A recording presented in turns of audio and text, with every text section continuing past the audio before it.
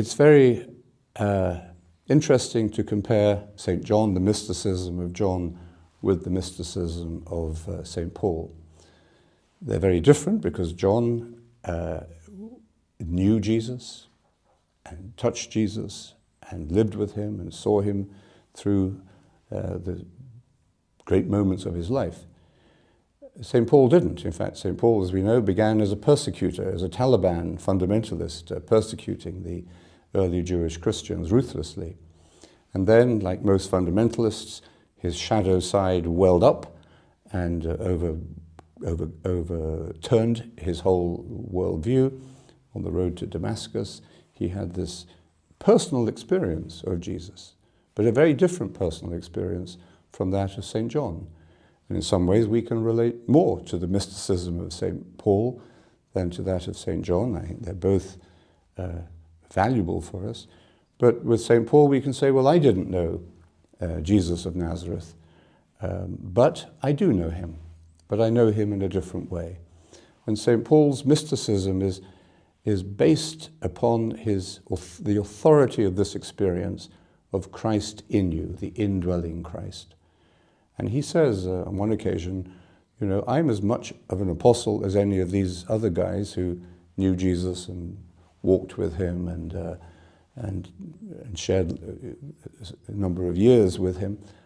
I am no less an apostle than they, because the risen Jesus, whom he calls the Christ, lives in me, and I have met him at this level of my own being.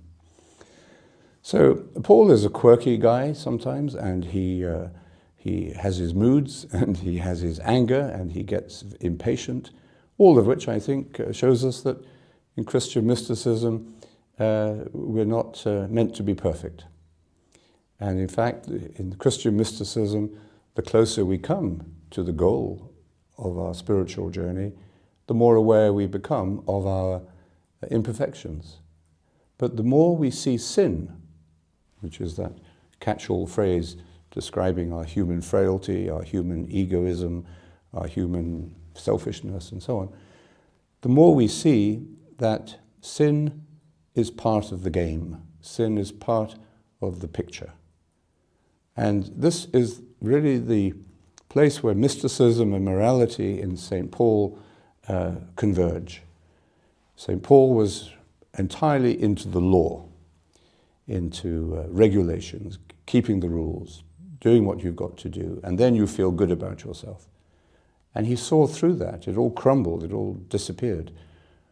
And then he thought, well, okay, now I'm going to be perfect. Now I'm going to be the best Christian apostle that there is.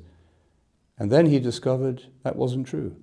He discovered that he still had, as he called it, a thorn in the flesh. He was still aware of his sinfulness. He tried to get rid of it, and he couldn't. Well, I think we all know what that means. So what we see in the mysticism of Paul is that the indwelling of Christ brings about a healing of the human person, of the human psyche. And he describes this in terms of the healing of the split.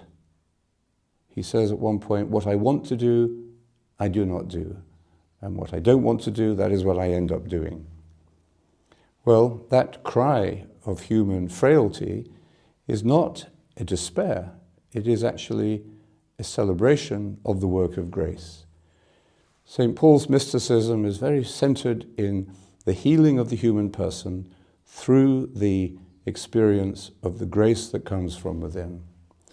And I think for us as Christian contemplatives, focusing on the centrality of meditation in our life, this is very important, because we can understand what St. Paul means when he says, we do not know how to pray. This is a very key moment in St. Paul's theology of prayer.